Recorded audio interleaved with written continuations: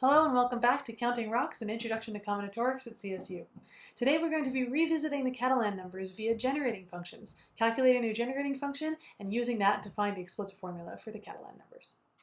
So let's review what the Catalan numbers are. They count the number of Bic paths in an n by n grid. For instance, here's the third Catalan number drawn with 5 Bic paths in a 3 by 3 grid. These are paths going from the bottom left to the upper right that stay weakly above the diagonal line. So there's 5 here, so C3 equals 5. And we have the initial condition C0 equals 1, and the recursion Cn plus 1 is the sum as k goes from 0 to n of ck times Cn minus k for any n at least 0. And so this recursion is one formula for the Catalan numbers, and another formula we wrote down combinatorially is C sub n is 1 over n plus 1 times 2n choose n. This is a very difficult formula to derive, and a more straightforward way is actually via generating functions. So the first step in solving any generating function is to make the generating function. Let's let c of x be the generating function for the Catalan numbers, so 1 plus x plus 2x squared plus 5x cubed plus 14x to the fourth and so on, hanging the numbers 1, 1, 2, 5, 14, etc. as the coefficients of the generating function.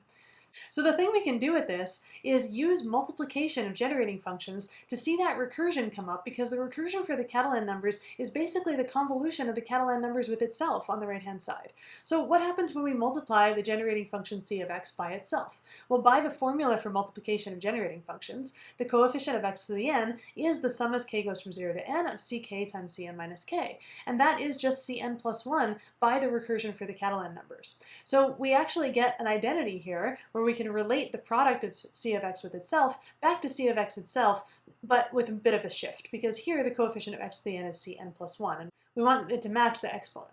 So to do that, we multiply both sides of this equation by x, so that this power becomes x to the n plus 1, and it matches that Cn plus 1. So if we multiply x on the left-hand side, we get x times c of x squared, and on the right-hand side, now we get the sum as n goes from 0 to infinity of Cn plus 1 x to the n plus 1, which is really the sum as n goes from 1 to infinity of the Catalan number generating function. It's this series starting at c1x. And c0 is 1, so this summation is just all of c of x minus 1. So now we have an identity, x c of x squared equals c of x minus 1.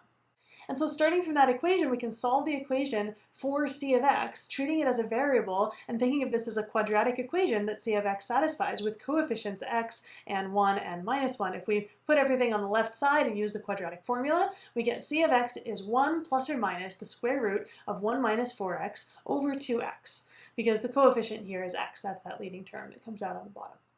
Now, we have a plus or minus, but to get a closed formula, we want to know if it's plus or if it's minus. So let's try to think about what would happen if it was plus and what would happen if it's minus. What is the right thing to do here?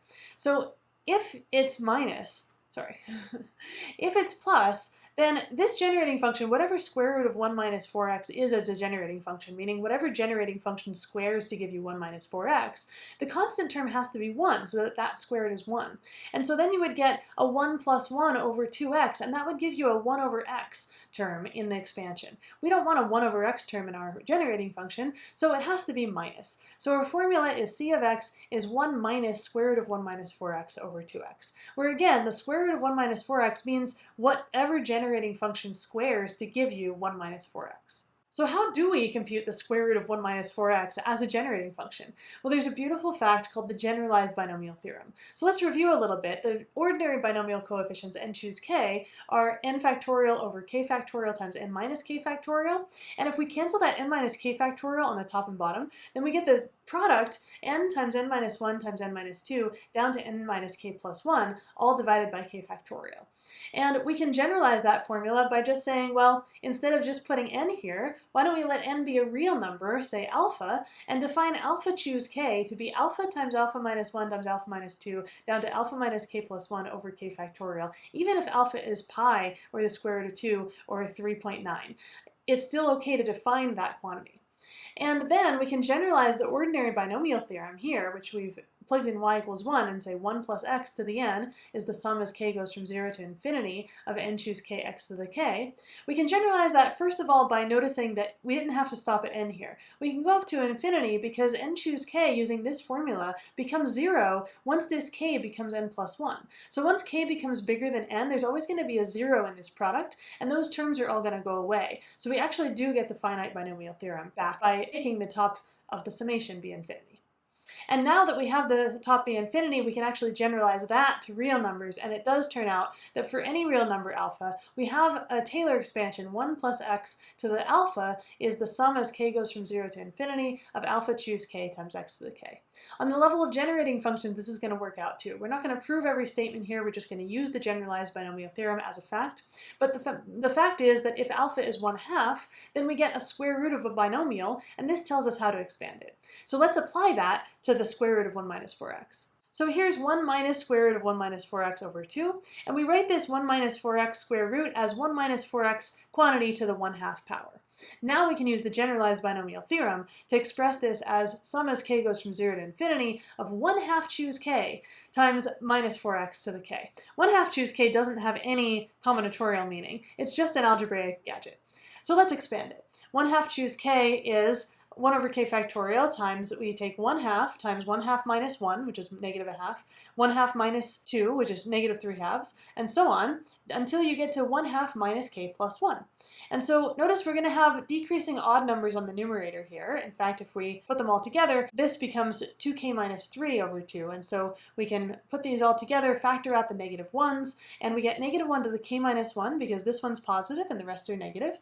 And then we have 1 times 3 times 5 up to 2k minus 3, and on the denominator we have 2 to the k times k factorial. I've grouped all the sort of 2's down here into a 2 to the k, and then we have a k factorial. C of x is now 1 over 2x times 1 minus this sum as k goes from 0 to infinity of 1/2 choose k times minus 4x to the k.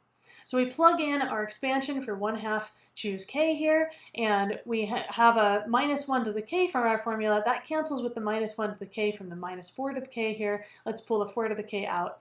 And I've also put the 2x inside, so I've made this x to the k minus 1. This 2 comes down and gives us an extra 2 power here. We still have our k factorial from the formula.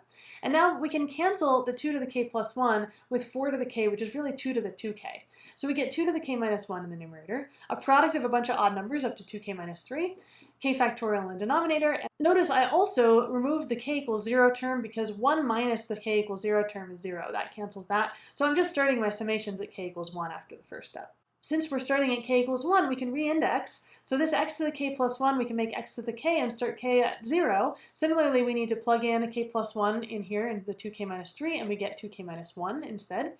If we plug in k plus 1 for k, this k minus 1 becomes a k, and we get a k plus 1 factorial on the bottom. So now here's where we can do some manipulation.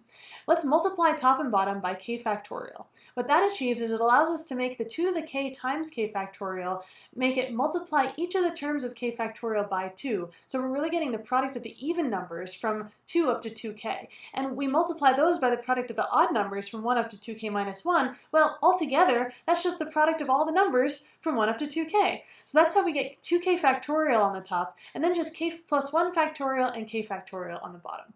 So we've done a lot of computation to simplify the generating function down to a very simple formula for the coefficient of x to the k. At this point, let's rename k to n, just to make it look a little nicer. It's the sum as n goes from 0 to infinity of 2n factorial over n plus 1 factorial times n factorial x to the n. And that means that the coefficient of x to the n, which is the nth Catalan number, Cn, has to equal that formula, 2n factorial over n plus 1 factorial, n factorial. And if we take an n plus 1 out of the denominator, then what's left is 2n choose n. So we can also write this as the famous formula, 1 over n plus 1 times 2n choose n. So that's how we can use generating functions to find the explicit formula for the Catalan numbers. So now you try. How would the generating function change if we had the same Catalan recursion, but we started with the initial condition c0 equals 2 instead of c0 equals 1? And that's all for today, and I'll see you next time.